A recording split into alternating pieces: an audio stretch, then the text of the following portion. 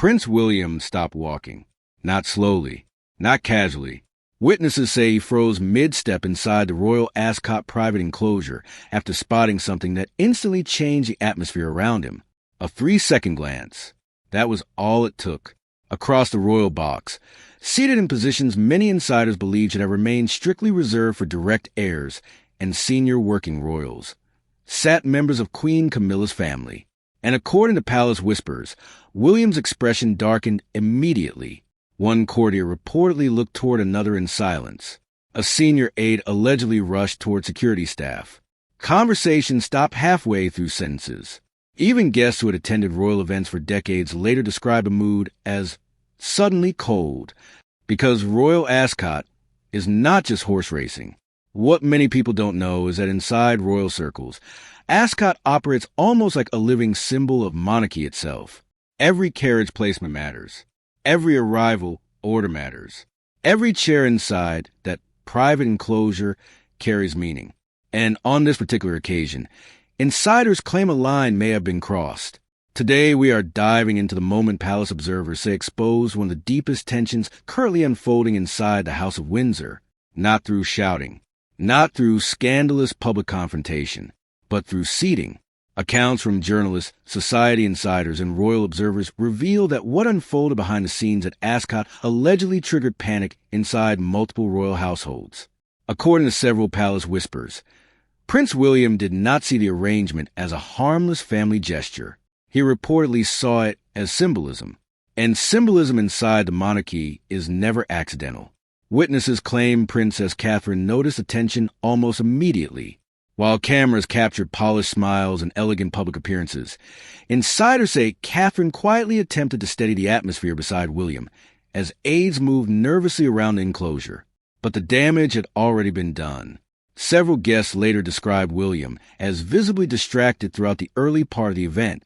His attention allegedly kept returning toward the royal seating area, where Camilla's relatives remained in clear public view.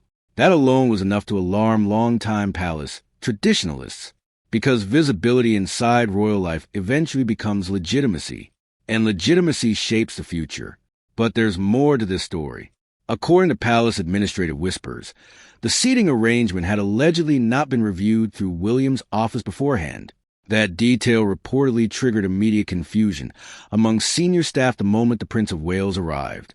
One insider later claimed multiple aides were quietly asking the same question. Who approved this? Inside royal culture, that question matters enormously. The monarchy survives on structure, hierarchy, and carefully controlled public optics. The public may see fashion, carriages, and smiling photographs. Palace insiders see institutional messaging.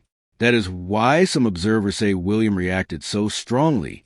Reports suggest he interpreted the arrangement not as a social oversight, but as part of a larger shift already unfolding behind palace walls. A gradual softening of boundaries between the direct line of succession and the wider family orbit surrounding it. And according to several royal commentators, William has allegedly become increasingly sensitive to exactly those issues since King Charles's ongoing health struggles intensified scrutiny around the monarchy's future. Every appearance now matters more. Every image carries more weight. Every public formation becomes symbolic. That afternoon at Ascot reportedly exposed just how serious those concerns may have become behind closed doors. Guests began whispering among themselves as unusual movement spread across the enclosure. Royal correspondents noticed aides communicating more urgently than normal during one of the monarchy's most carefully choreographed editions.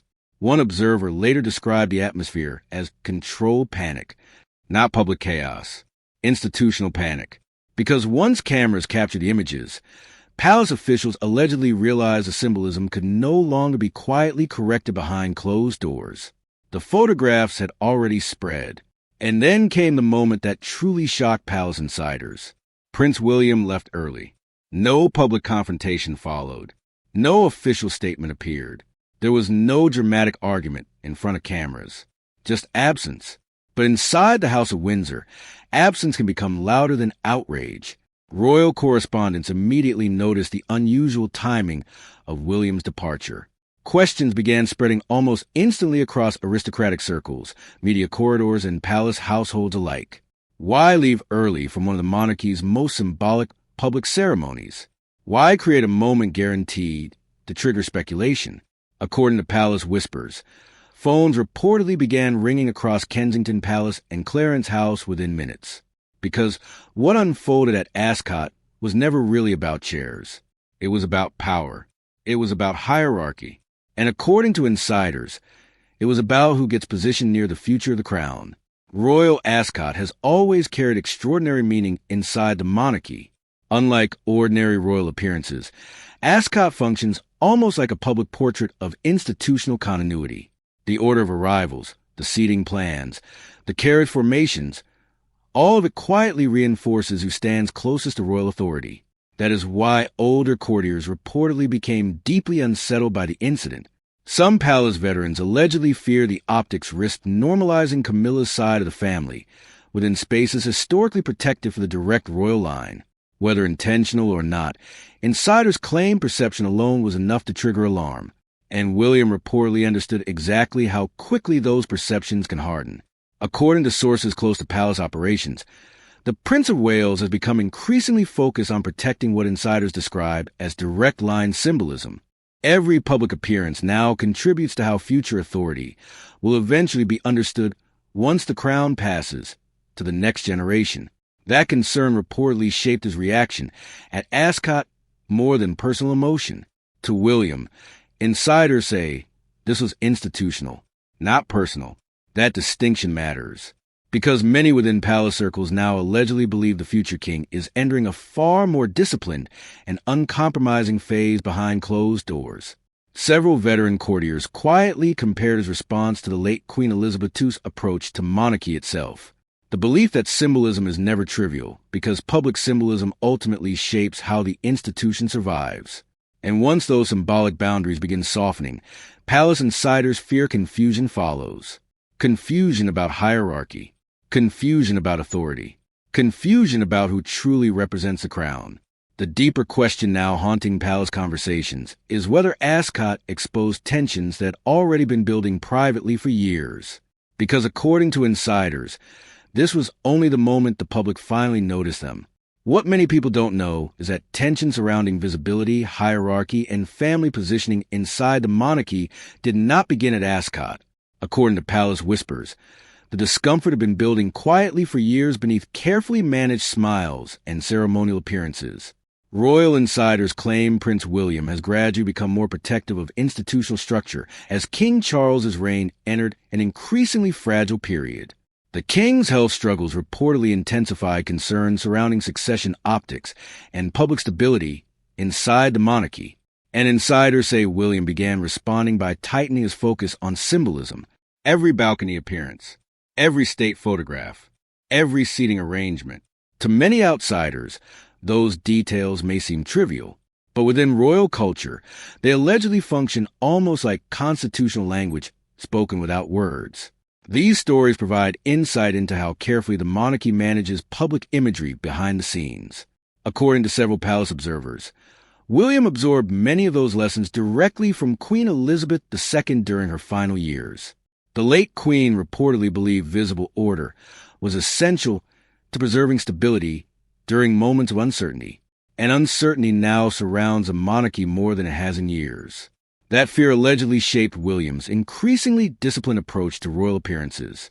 Unlike previous generations who sometimes allowed wider flexibility around family visibility, insiders claim William has become far stricter about protecting what palace veterans call the center line of monarchy itself. The direct heirs, the future crown, the public image surrounding them. And according to journalists covering palace operations, that philosophy reportedly created growing tension with circles more closely aligned to Queen Camilla, because Camilla's journey inside the monarchy has always carried emotional complexity. For years, her acceptance within royal life remained deeply controversial. Palace insiders say that experience allegedly shaped a fierce loyalty toward her own family and an understandable desire to protect their standing and dignity within royal society. Some observers privately sympathize with that position. Others reportedly view it very differently. According to traditional palace circles, expanded visibility for non-core relatives risks slowly blurring institutional boundaries the monarchy historically fought hard to preserve. That fear has existed for decades, and insiders claim it quietly resurfaced repeatedly through disputes over guest lists, balcony appearances, ceremonial invitations, and public positioning during state events. Most of those disagreements never reached public view, but Ascot allegedly reopened many of those frustrations all at once. Several palace veterans reportedly described the atmosphere afterward as deeply familiar in an uncomfortable way. Competing households, quiet mistrust, public symbolism carrying hidden institutional tension beneath polished appearances. To older courtiers, insiders say, the situation reportedly echoed earlier periods of royal instability the palace spent years trying to recover from. But there's another layer many people missed. According to Palace Whispers, William increasingly views himself as a protector of Queen Elizabeth II's institutional legacy during what insiders describe as one of the monarchy's most fragile transitions in decades. That belief allegedly hardened significantly after Charles became king. Sources close to palace operations claim William now sees public clarity as absolutely essential, while uncertainty continues surrounding the king's long-term health. Every image involving the royal family now contributes to public understanding of future authority. That is why some insiders insist Ascot struck such a nerve, not because of personal dislike, because of precedent. Visibility repeated often enough eventually becomes normalized, and normalization shapes public expectation. Several older courtiers reportedly feared exactly that after the Ascot seating controversy exploded publicly.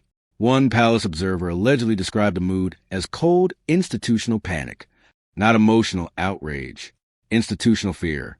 Because once symbolism enters the public imagination, reversing becomes extremely difficult.